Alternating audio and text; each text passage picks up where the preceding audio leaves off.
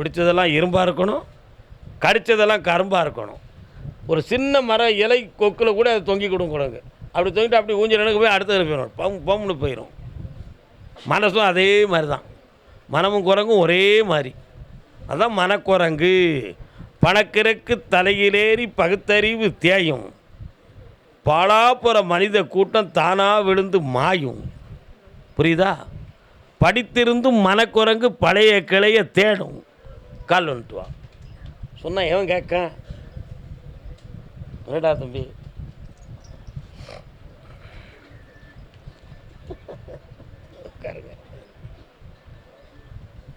எங்கப்பா கொடுத்த 2 கோடி ரூபா?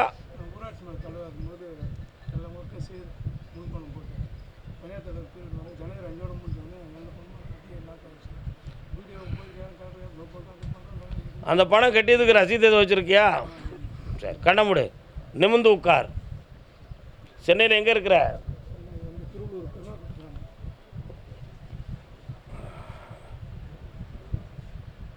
பழைய காலத்து கிணறு ஒன்று கிடக்கும் உங்கள் ஊருக்குள்ளே இருக்கோ?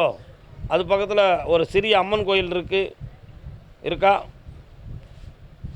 அந்த காலத்தில் ஆஞ்சநேயர் வச்சு கும்பிட்டுருக்காங்களே அந்த ஏரியாவில், உனக்கு தெரியல.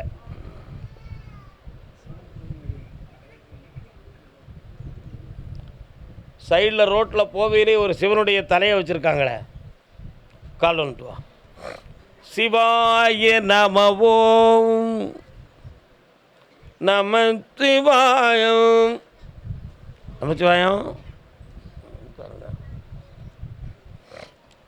கொஞ்ச நேரம் உட்கார், பார்க்குறேன். இந்த வருஷத்தில் அந்த பணம் உனக்கு கிடச்சிரும்ப்பா. எந்த தடையும் இல்லாமல் நான் வாங்கி தரேன். நீ கொடுத்த அந்த ரசீதில் ஒவ்வொரு ஜெராக்ஸும் என்கிட்ட கொண்டு வந்து சேர். வார வெள்ளிக்கிழமையே கொண்டு வந்து சேர். கர்மசாமிக்கு நாங்கள் நடத்திக்கிட்டு இருக்கக்கூடிய தொழில் எதிர்பாராமல் ஒரு நஷ்டத்தையும் வேதனையும் கொடுத்துருச்சு. அதுலேருந்து என்னை மீட்டி தரணும் ராஜா அப்படின்னு கேட்டதுதான். என்ன தொழில்டா தம்பி? தறித்தொழில், கறிக்கடை, சிக்கன் மட்டன். நல்ல தம்பியில் நீ எப்போ சரி கால் வந்துட்டு வா, கட்டிக்காரனா இருக்கிய.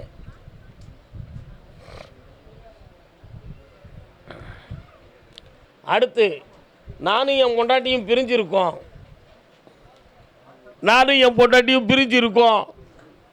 இன்னொருத்தர் இருக்காப்பா சென்னையிலேருந்து. நானும் என் பொண்டாட்டியும் பிரிஞ்சிருக்கோம். யாராவே பக்கத்தில் உன் முன்னாடி எங்கடா இருக்கு? நெல்லுக்கா அப்படி வர வைப்போம். கால் வந்துட்டு வா.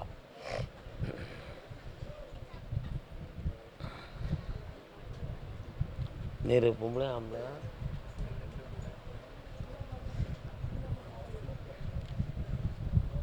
வாரேன் எதிர்பார்த்திருந்தேன்.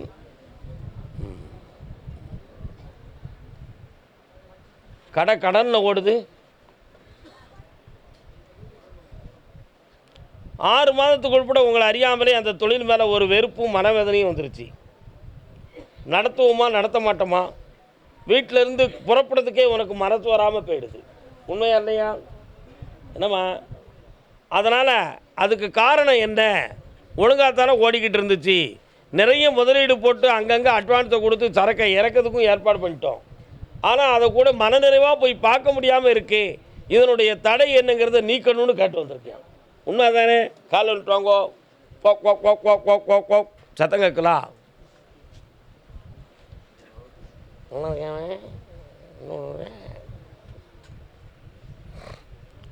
என்னப்பா வேணும் வேறு? தொழிலை வெற்றியாகி நடத்திருந்தா போகும்ல. காரணம் என்னென்னு தெரியணுமா? உன்னுடைய தொழிலுக்கு முடக்கம் பண்ணி கடையை உன்னை தூரத்துக்கு எறியதுக்கு ஏற்பாடு பண்ணியிருக்காங்கடா. புரியுதா? மாற்றி அதே இடத்துல கடையை போட்டு தரேன், வியாபாரத்தை பெருக்கி தரேன். இப்படி வெட்டி விட்றா மகனே, ஜெயிச்சு வா. அங்கே கழிப்பா. என்ன வருது? என்ன செய்யுது? கண்ண முடி சொல்லாத பல. இந்த பெருவரில் பிடி, ஒரு கைட்டு பிடி, சிக்குன்னு பிடி, உன் பலத்தெல்லாம் காட்டு.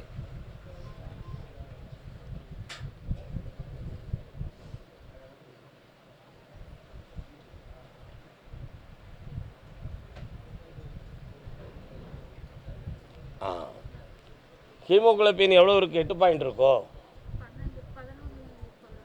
இப்போ ஹீமோகுளோபின் குறைஞ்சிருக்குடா. அனிமிக் ப்ராப்ளம் வரக்கூடிய சூழ்நிலைகள் இருக்குது. புரியுதா? ஒன்றும் செய்யணும், அது மருத்துவத்திலே நம்ம சரி பண்ணிடலாம். ஒன்றும் கவலைப்பட வேண்டிய அவசியம் இல்லை. ஒரு பக்கத்தில் அடிக்கடி படபடப்பு வருது, ஹார்ட்டில் வருதா, இதெல்லாம் நடந்துக்கிட்டு இருக்குது. ஹார்ட்டில் எந்த ப்ராப்ளமும் கிடையாது. இது ஒரு ஃபீலிங்ஸ், மனதில் மனோதத்துவ ரீதியாக இவளுக்கு ஒரு பய உணர்வு தோன்றி ப்ரெஷர் லோவாகுது, அந்த ஹை ப்ரெஷர் ஆகுது. இந்த ரெண்டுலையும் இவ பாதிக்கப்படுதா. லோவான உடனே தொண்டையெல்லாம் உணர்ந்து கீழே விழுந்துருதா. ஹையான உடனே படபடப்பாக என்னத்தையாவது பேசிட்டு மயங்கிருதா. இதான் நடக்கு. கால் வந்துட்டு வா, நீ உட்கார், நீ எந்திக்க வேண்டாம்.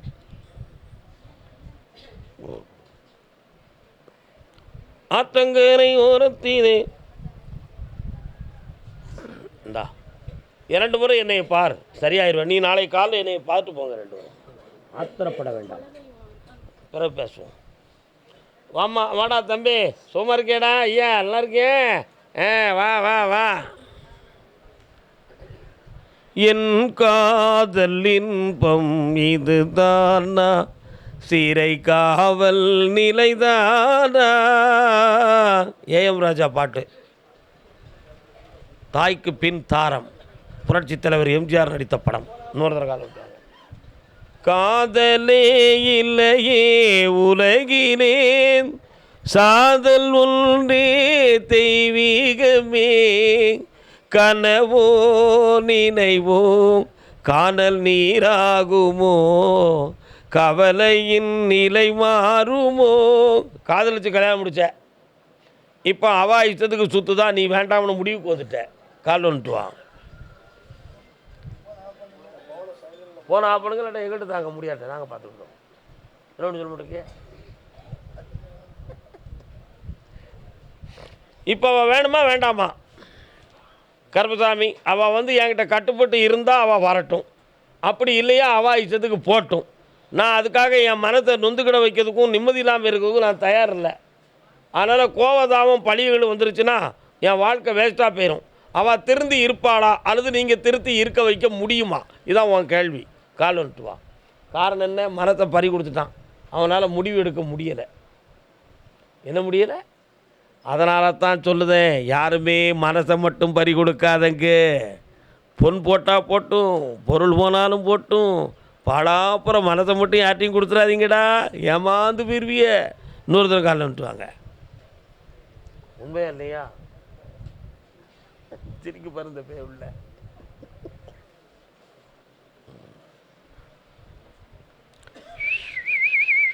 கண்ணமுடி உட்கார்.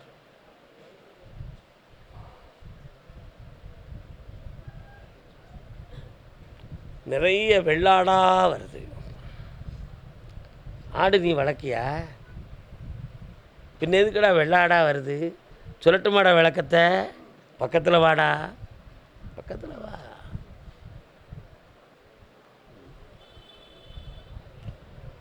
அன்னம்பூவே மண்ணோடு கிளியே, இல்லி கொடும் ஆடு எருமை அண்டர் தலையிடை கடைவானாக்கள். நன்னூரில் பவனந்தி முனிவர் ஒரு சூத்திரம் எழுதியிருக்கிறார். அன்னம் பூவே மண்ணோடு கிளியே, இல்லி குடம் ஆடு எருமை மன்னர் தலையிடை கடை மாணாக்கர் அப்படின்னு எழுதியிருக்கார். அன்னர்த்தம், அன்னத்திட்டு பாலையும் தண்ணீரும் கலந்து வச்சா பாலை பருகிட்டு மிச்சம் தண்ணீர் தானாக இருக்கும். அது அன்னத்துக்கு அந்த சக்தி இருக்குது. அன்னப்பறவை, அதான் பறவைகளில் உயர்ந்த பறவை அன்னப்பறவை. அன்ன வாகனத்தில் வந்திருப்பாள் மாரியம்மான்னு எல்லாரும் சரி அக்கா ஒரு பாட்டு பாடிருக்காங்க, தெரியும், படிச்சிருக்காங்க, கேளுங்க, தெரியும்.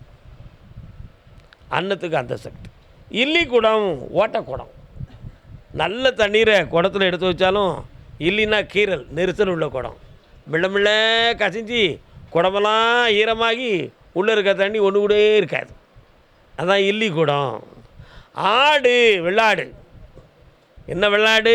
வேட்டையாடு விளையாடு இருக்கிற வெள்ளாடு. எப்படி ஆடும் தெரியுமா? அது இங்கேருந்து அப்படி காட்டுக்கு மேயதுக்கு போகும். ஒரு செடியில் தலைகள் நிறைய இருக்கும். அந்த தலையை முழுக்க முழுக்க சாப்பிட்டுச்சுன்னா அதுக்கு வயிறு நிறைஞ்சிரும். ஆனால் அந்த ஆடு அந்த ஒரு செடியில் மேயுமா?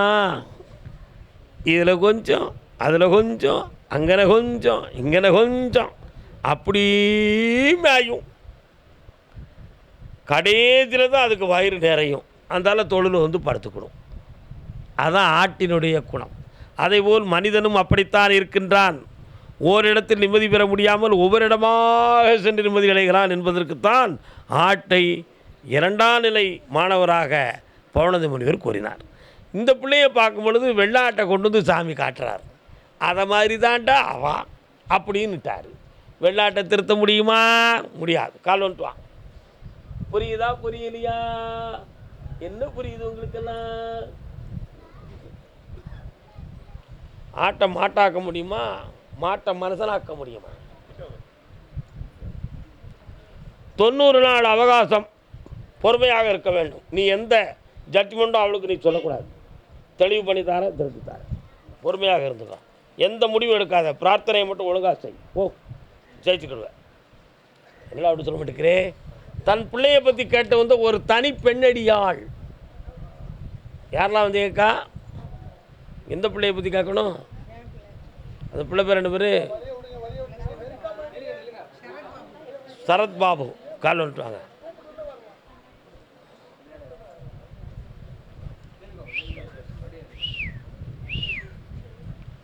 முருகா, சுட்டப்பட வேண்டுமா சுடாதப்பட வேண்டுமா என்று என் அறிவுக்கு சுட்டிக்காட்டிய தமிழ் கடவுளே, நீ கோவப்படலாமா? பக்கத்தில் வாமா. உட்கார முடியாது. பின்ன என்ன? உட்காந்துட வேண்டியதான்.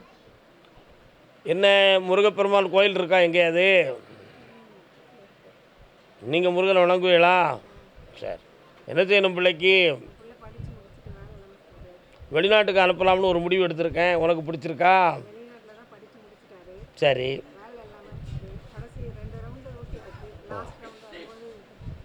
இது என்ன மாதம் இங்கிலீஷுக்கு?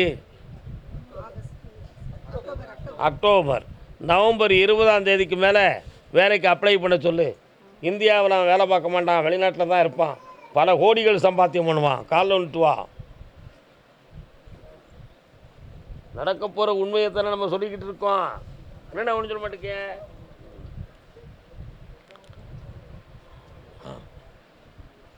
அதனால் அதுவரை கால அவகாசம் இருக்குது. வருத்தப்பட வேண்டாம்.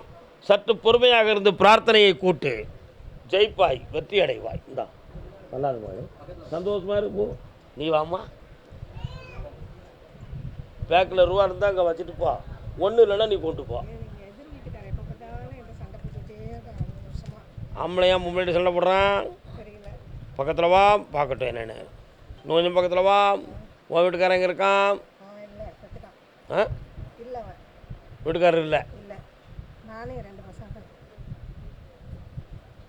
நெல் இன்னும் சண்டை வராது. போ, நல்லா சந்தோஷம். ஒரு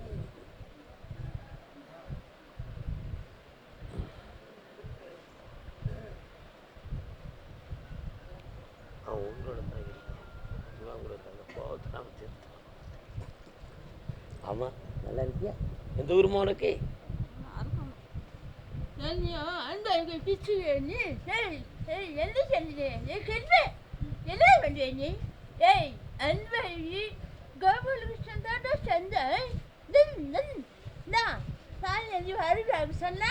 நடக்குமே.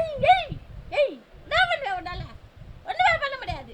இவன் எத்தனை இடம் கோயில் வந்தோம்.